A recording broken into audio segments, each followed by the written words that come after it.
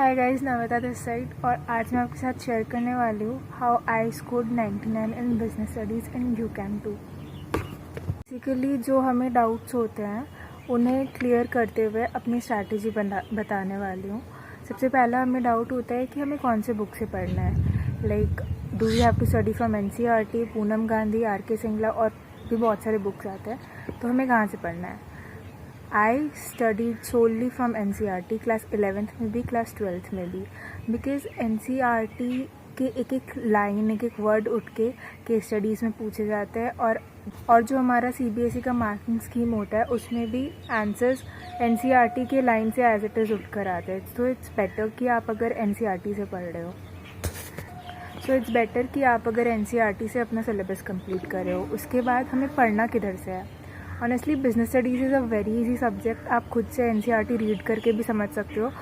First में आपको दिक्कत आएगी, but you will get use to it. और अगर आपको बहुत बोरिंग लगता है खुद से पढ़ना या फिर आपको समझने में प्रॉब्लम आती है, then you can watch videos of Kajol ma'am from RKJ institute. मैंने उनसे अपना पूरा सिलेबस कंप्लीट करा था।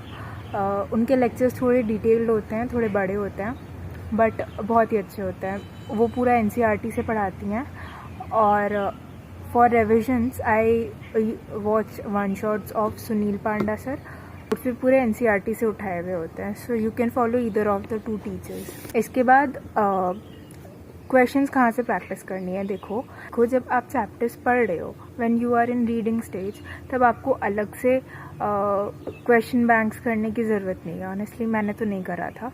आप बस NCERT की जो बैक एक्सरसाइजेज हैं वो एक बार गो थ्रू करते जाओ, उनको प्रैक्टिस करते जाओ और उससे भी हो जाता है।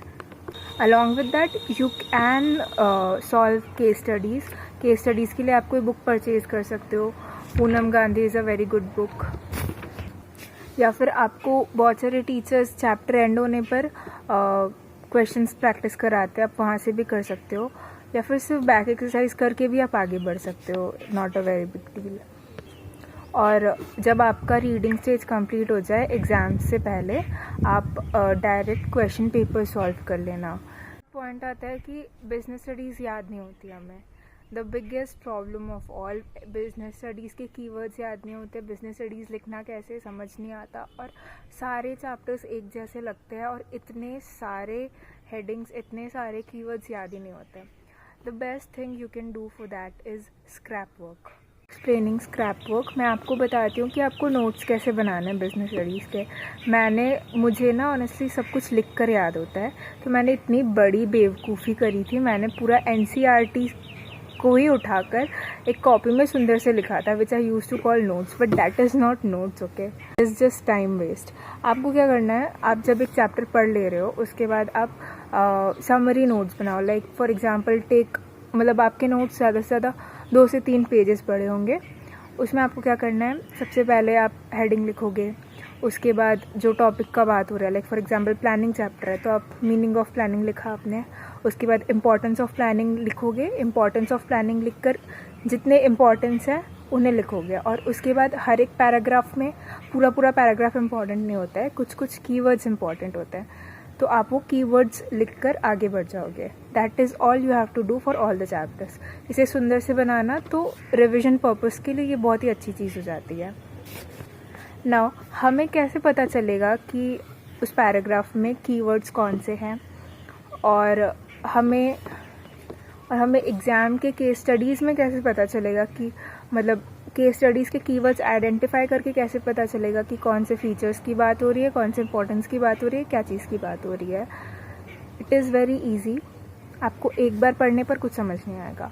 आप 2 से 3 बार उस पैराग्राफ को पढ़ोगे, मतलब एक बार में नहीं, लाइक एक बार आपने पढ़ा, आपने अंडरलाइन करके छोड़ दिया। दूसरी बार आपने पढ़ा, आपको फिर कुछ और इम्पॉर्टेंट लगा, आपने उसको हाईलाइट करा, अंडरलाइन करा।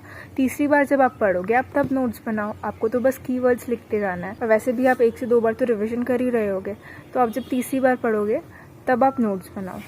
डिस्कस कर लिया कैसे बनाना है। अब स्क्रैप वर्क की बात करते हैं। ऐसा तो नहीं है कि हम बार बार चैप्टर ही पढ़ते जाएंगे। उसे रिटेन कैसे करना है। रिटेन करने के लिए आपने कोई भी एक टॉपिक पढ़ा, लाइक फॉर एग्जांपल अपने प्लानिंग चैप्टर का ही इंपॉर्टेंस ऑफ प्लानिंग ही पढ़ा। सिर्फ इंपॉर्टेंस ऑफ प्लानिंग एक बार पढ़ा आपने, उसके बाद आप अपने एक बार मतलब पूरा पढ़ लिया आपने, या तो यूट्यूब से पढ़ा या तो बुक से पढ़ा, उसके बाद एक बार गो थ्रू कर लो कि आपने क्या क्या पॉइंट्स पढ़े। उसके बाद एक पेपर पे आप उसको स्क्रैप में लिखने की कोशिश करो, लाइक इम्पॉर्टेंस ऑफ प्लानिंग, ये सारे पॉइंट्स थे, इनमें इसकी बात करी गई थी। लाइक इंग्लिश में लिखो, कीवर्ड्स लिखो, अपने लैंग्वेज में लिखो, कुछ भी लिखो। बस लिखने के बाद आपको वो कॉन्फिडेंस आना चाहिए कि मुझे समझ में आ गया है। वो लिखने के बाद आप एक बार बुक से वापस पढ़ लो कि मैंने जो पॉइंट्स लिखे थे वो सही थे या नहीं, मेरे कीवर्ड्स मैच कर रहे थे या नहीं। That's it.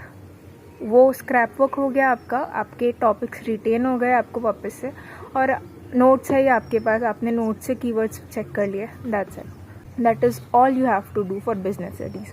अब क्वेश्चन प्रैक्टिस कहाँ से करनी है? क्वेश्चन प्रैक्टिस के लिए आप इधर उधर मत जाओ। एक आप कोई अच्छा सा क्वेश्चन बैंक ले सकते हो, सुभाष दे जो मैंने बोला उसके केस स्टडीज़ अच्छे होते हैं, आप वो ले सकते हो। अदरवाइज़ आप क्या कर सकते हो, मतलब मैंने जो करा था, मैंने प्रीवियस ईयर क्वेश्चन पेपर्स के PDF डाउनलोड करके बस उसको सॉल्व करा था।